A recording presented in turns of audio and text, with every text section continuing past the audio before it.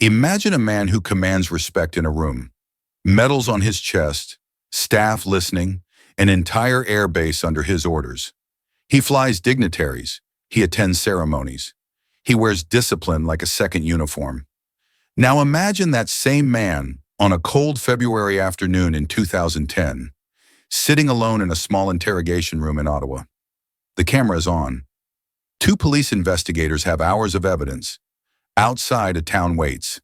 Inside, a life is about to unspool. This is the interrogation that shattered an image, that turned a decorated colonel into one of Canada's most notorious criminals.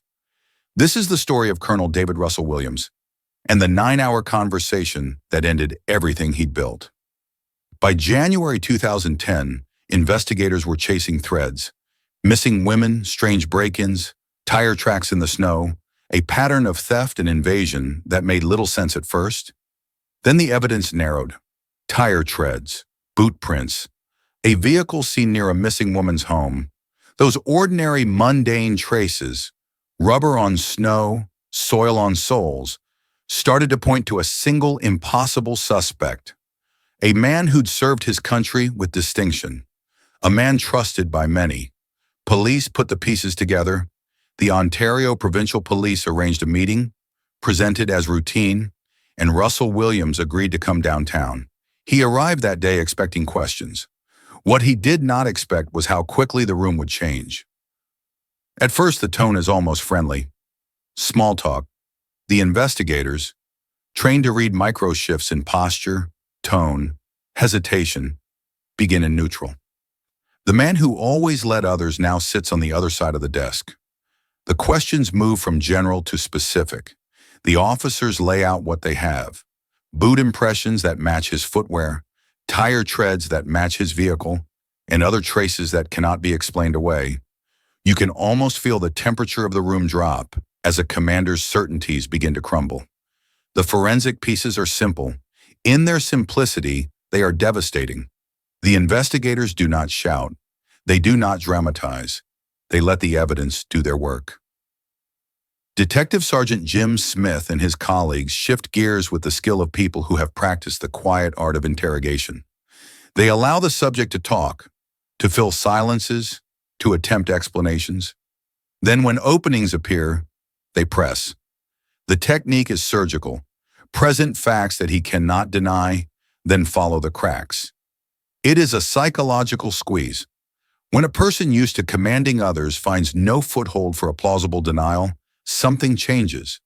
The need to control the narrative, to preserve self-image, reputation, even the idea of being a provider to his family, becomes a lever. The investigators use it. Williams, trained to compartmentalize in command, starts to negotiate with his own words. Hours into the interview, the façade breaks. Confronted with mounting facts, Williams begins to speak. At first in ways that seem almost clinical, describing acts in calm, measured terms. He admits to crimes that, until that moment, the public would not have linked to a man in uniform. Home invasions, thefts, photographs kept as trophies, and then much, much worse, he led police to evidence hidden at his home. He disclosed where a victim's body could be found. One by one, the fragments became a full, unimaginable picture, a catalog of break-ins across years, an escalating pattern of violation that ended in murder. The confession was not a single dramatic outburst. It was a steady, awful unpeeling of truth. Investigators who searched Williams's properties found a trove of disturbing keepsakes, underwear and garments taken from homes, meticulous photographic files, and digital media that documented invasions. For many, the shock came not only from the violence, but from the methodical nature of it. A person who collected souvenirs, photographed victims, and archived his actions like records of a parallel life. The discovery turned confusion into horror and demanded answers that the interrogation would force him to provide. Behind the forensics and the headlines were victims and families whose lives were upended.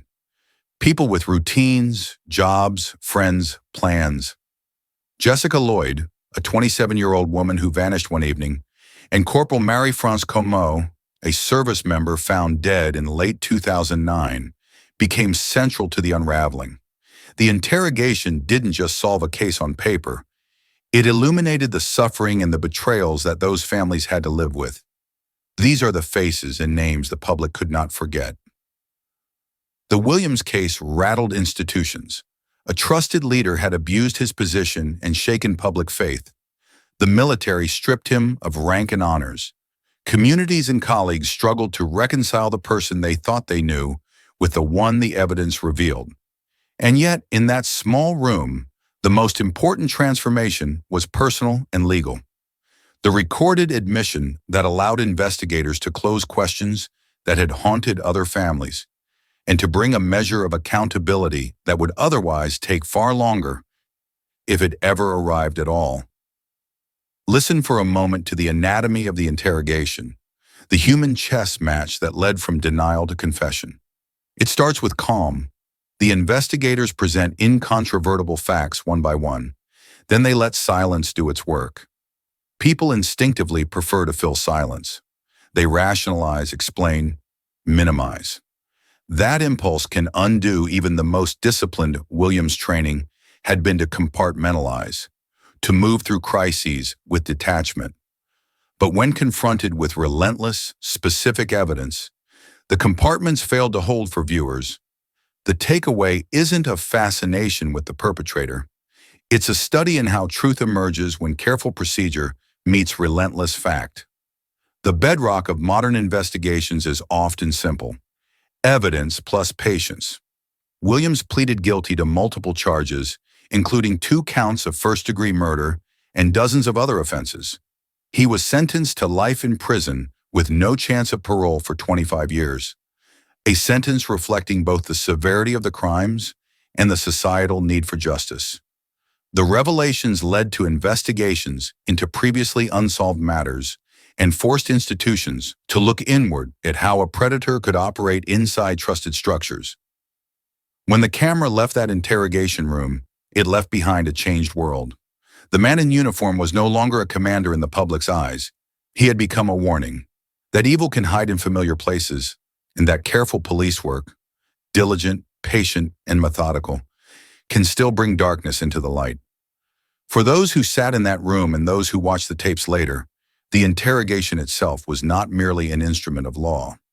It was a story about power, control, and the fragile illusions we build about people we think we know.